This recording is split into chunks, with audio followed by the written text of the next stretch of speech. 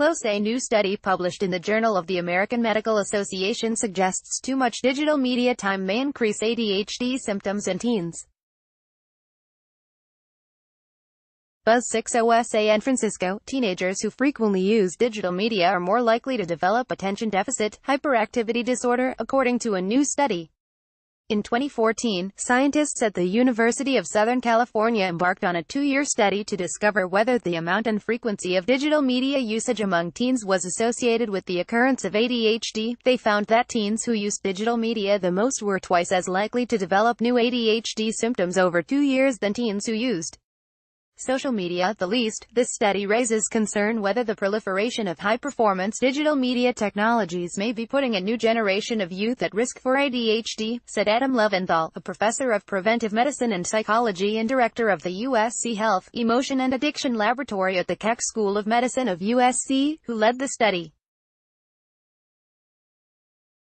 ADHD is a condition involving persistent difficulty sustaining attention, hyperactivity and impulsivity, according to the study. The Centers for Disease Control and Prevention, CDC, estimates 6.1 million, or nearly 1 in 10 children in the U.S., have ADHD. Past research has looked at whether television and video games have an effect on ADHD occurrence, but new research was necessary with the advent of new digital media, which are constantly available via mobile devices, and capable of providing rapid high-intensity stimulation, the scientists wrote. The results of the study have ramifications for parents, teachers, doctors and tech companies. A recent survey from Common Sense Media found that teens spent nearly 9 hours per day using online media, and a separate survey published last month by the CDC found 43% of teens use digital media 3 or more hours a day. Over a 2-year period, the USC scientists studied 2,587 high school students ages 15 to 16 in Los Angeles County from schools of varied demographic and socioeconomic status. Only students who didn't show ADHD symptoms were selected for the survey.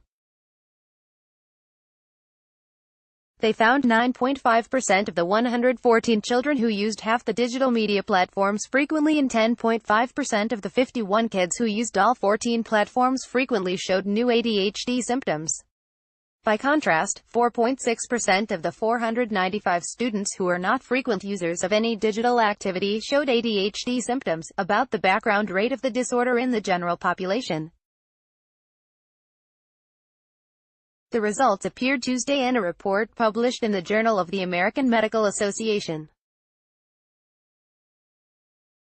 Researchers concluded that, among adolescents followed up over 2 years, there was a statistically significant but modest association between higher frequency of digital media use and subsequent symptoms of ADHD. It's not clear, however, whether digital media use causes ADHD or if teens who develop ADHD are using digital media more than those without ADHD. Further research is needed to determine whether this association is causal, they wrote. Scientists surveyed the eligible students in the fall of 2014 for a baseline of results, then conducted follow-up surveys every 6 months over a 24-month period, hoping to discover whether digital media use in 10th grade was associated with ADHD symptoms tracked through 12th grade.